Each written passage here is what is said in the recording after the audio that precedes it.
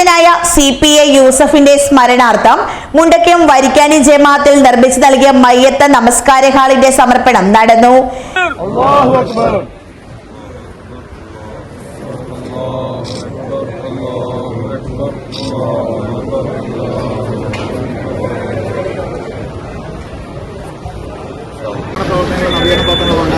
സാമ്പത്തികമായിട്ട് വളരെ ബുദ്ധിമുട്ടാണ്.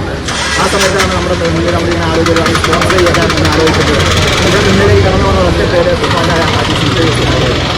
അദ്ദേഹത്തിൻ്റെ മക്കളുമായിട്ട് ഇവിടെ പ്രസിഡന്റ് അടക്കമുള്ളത് സംസാരിക്കുകയും അത് നെഹ്റു ഏറ്റെടുക്കുകയും മനോഹരമായ ഒരു മയ്യത്ത് നമസ്കാര ഹാളിൽ വളരെ പങ്കു വന്നിട്ടുണ്ട്.